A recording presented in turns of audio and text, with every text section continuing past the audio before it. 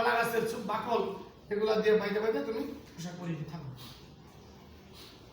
শয়তানের ধোঁকা যখন চলে আসে তখন ব্যক্তি ভদ্র মানুষের গায়ে তখন আর পোশাক থাকে না, ভদ্র ভদ্র অফিসারদের চোখে তখন আর লজ্জা থাকে না, ভদ্র ভদ্র মানুষদের শয়তান যখন চক্রান্ত করে তখন তাদের মায়া দয়া কিছু আর থাকে না। আদম আলাইহিস সালাম দুনিয়ায় চলে আসলেন। আয়েশা দুনিয়ায় শুধু একটা দোয়া করেন, হায় হায় কি অপরাধ করলাম, কেন অপরাধ করলাম, আল্লাহ তুমি দুনিয়ায় কেন পাঠাইলা, কেন তুমি আমাকে শিখাই দিলে না শয়তানের চক্কর থেকে বাঁচার। আল্লাহ তাআলা বলেন আমি তো বলেছিলাম ওয়ালা তাকরাবা হাযিহিশ শাজারাতা ফাতাকুনা মিনাজ জালিমিন, ওই বৃক্ষের কাছে যেও না, গেলে কিন্তু তুমি জালেম হয়ে যাবে, অত্যাচারিত হয়ে যাবে। তো আদম আলাইহিস সালাম দুনিয়া আইসা শুধু দোয়া করেন, আল্লাহ মাফ করে দাও, ক্ষমা করে দাও, জীবনের গুনাহগুলো তুমি মাফ করে দাও। আল্লাহ তাআলা দিলের ভিতরে হালকা করেন, দিলের ভিতরে নিক্ষেপ করেন। যারা প্রকৃত মুমিন, যারা ভালো মানুষ, দেখবেন অনেক কিছু সিদ্ধান্ত তারা খুব ভালো সিদ্ধান্ত নিতে পারে। জিজ্ঞাসা করেন এত সুন্দর সিদ্ধান্তটা কিভাবে নিলেন, বলে আমি যখন মজলিসটা চলতেছিল আমি মনে মনে দরুদ শরীফ পড়তেছিলাম, হঠাৎ মনের ভিতরে একটা কথা জেগে উঠলো, কথাটা তোমাদের মাঝে ছেড়ে দিলাম, তোমাদের সকলের কাছে গ্রহণযোগ্য হয়ে গেল। এটা হচ্ছে মুমিনের একটা বড় কারামত। ভালো মুমিন বান্দা যারা যখন কোনো সিদ্ধান্ত নিবে, আল্লাহ তাআলার পক্ষ থেকে তার দিলের ভিতরে এমন একটা সিদ্ধান্ত এলকা করবেন, এটা মূলত আল্লাহ পাকের সিদ্ধান্ত।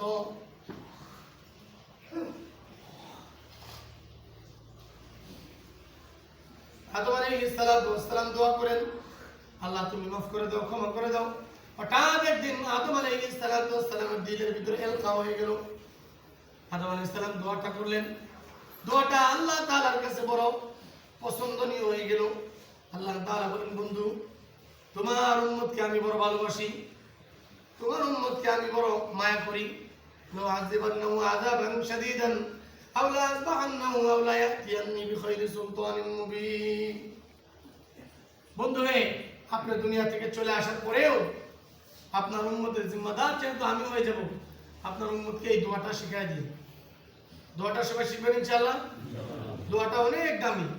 আমি আমার জীবনে কোরআন থেকে যা অর্জন করেছি, কোরআন মুখস্থ করেছি, অর্থ মুখস্থ করেছি, তাফসীর করেছি, বিশ্লেষণ করেছি, তাহকিক করেছি, সব কোরআনের জন্য ছোটখাটো একজন ডক্টর মনে করি। দীর্ঘ 18-20 বছরের এই কোরআনের ক্যারিয়ারের অভিজ্ঞতা থেকে আমি সবচাইতে বড় জিনিসটা যে পেয়েছি পছন্দনীয়, এবং এই জিনিসটার উপর আমি আমল করার চেষ্টা করি। আরো যখন এই ঘটনা পড়তে পড়তে আদম আলাইহিস সালামের কাছে যখন এই ঘটনা আসলো তখন আরো ভালো লাগলো। কারণ সৃষ্টির পরে, দুনিয়ায় আসার পরে আল্লাহ পাক সর্বপ্রথম যে এলকাটা করেছেন আদম আলাইহিস সালামের উপর একটা দোয়া, এটা মানুষকে শিখাই দিয়েছেন যে তোমরা এই দোয়াটা পড়বা। আদম আলাইহিস সালামকে প্রথম শিখাইছেন যে এই দোয়াটা আপনি করেন। আমার সাথে বলেন, রব্বানা যালামনা আনফুসানা ওয়া ইল্লাম তাগফির লানা ওয়া তারহামনা লানাকুনান্না মিনাল খাসিরিন। দোয়াটার অর্থ হচ্ছে এরকম, আল্লাহ তাআলা আদম আলাইহিস সালামকে যখন জান্নাত থেকে বের করে দিলেন, আদম আলাইহিস সালাম নিজেকে অপরাধী মনে করা শুরু করলেন।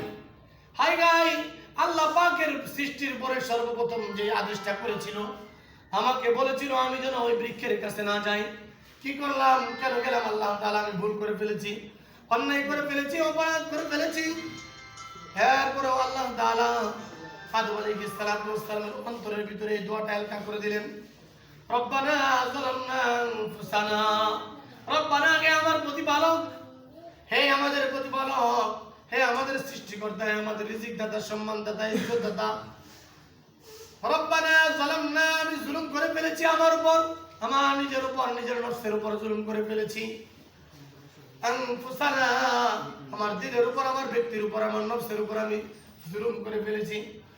রব্বানা যালামনা আনফুসানা ওয়া ইল্লাম তাগফির লানা, আল্লাহ আমি তো জুলুম করে ফেলেছি, অত্যাচার করে ফেলেছি, আমি তো মুজরিম হয়ে গিয়েছি। আল্লাহ ওয়াইলাম তাগফির লানা, আপনি যদি আমাকে ক্ষমা না করেন, আপনি যদি আমাকে দয়া করে মায়া করে মেহেরবানি করে জীবনের গুনাহগুলো যদি মাফ না করেন, ওয়াতারহামনা, এবং যদি দয়াটা না করেন, বুঝেন, রব্বানা, হে আমার প্রতিপালক, যালামনা, আমি জুলুম করে ফেলেছি, অন্যায় করে ফেলেছি। আপনি আমাকে বলছিলেন গাছের কাছে না যাইতে, কিন্তু আমি গাছের কাছে গেছিলাম। একবার চোখ দুটো বন্ধ করে দেখেন, আল্লাহ তাআলা আমাকে বলছিল ফজরের নামাজটা পড়তে, আল্লাহ তাআলা আমাকে বলছিল সৎ কাজের আদেশ করতে, অসৎ কাজ থেকে নিষেধ করতে, ঘুষ থেকে দূরে থাকতে, সুদ থেকে দূরে থাকতে, চুরি থেকে দূরে থাকতে, জিনা থেকে দূরে থাকতে, অন্যায় অনাচার জুলুম লুটতরাজ খুন খারাপ থেকে দূরে থাকতে। ঠিক ওই রকম ভাবে আল্লাহ তাআলা সরাসরি সামনাসামনি আদম আলাইহিস সালামকে আদেশ করেছেন, আদম ওই বৃক্ষের কাছে যেও না। এখান থেকে বড় একটা মেসেজ, আদম আলাইহিস সালামকে আল্লাহ নিজ কুদরতি হাত দ্বারা বানাইছেন, নিজের কুদরতি হাত দ্বারা বানাইছেন, বানায় নিজের জান্নাতে নিজের বাড়িতে রেখেছেন, নিজের সামনাসামনি রেখেছেন। রাখার পরে বলছেন ওই গাছের কাছে কিন্তু যেও না। ওই গাছের কাছে আদম আলাইহিস সালাম যখন গেলেন, আদম আলাইহিস সালামকে আল্লাহ তাআলা জান্নাত থেকে বের করে দিলেন। বের করে দেওয়ার পরে আল্লাহ তাআলা আবার কিভাবে এই জান্নাতে প্রবেশ করা যায়, এই যে ফজরের নামাজটা পড়ি নাই, জোহরের নামাজটা পড়ি নাই, আসরের নামাজটা পড়ি নাই, মাগরিবের নামাজটা পড়ি নাই, এশারের নামাজটা পড়ি নাই, ওই রকম আদম আলাইহিস সালামের মতো আল্লাহ তাআলা পাঁচবার আপনাকে ডাক দিয়েছেন, 5 বার ওভারটেক করেছেন। আল্লাহ তাআলা শিখায় দেন, তাকে দেখো শিক্ষা নাও, তোমাদের আদি পিতা আদম আলাইহিস সালাম অন্যায় করেছিল, ভুল করেছিল। এই নবীদের ব্যাপারে তো ভুল বলা যায় না, নবীরা কৌশলগত ভুল করেছিলেন। আদম আলাইহিস সালামকে আমি শিখিয়ে দিয়েছি, যখন ভুল হয়ে যাবে, গুনাহ হয়ে যাবে, অন্যায় হয়ে যাবে, পাপ হয়ে যাবে, তখন তোমরা দোয়া করবা, রব্বানা যালামনা আনফুসানা ওয়া ইল্লাম তাগফির লানা ওয়া তারহামনা লানাকুনান্না মিনাল খাসিরিন।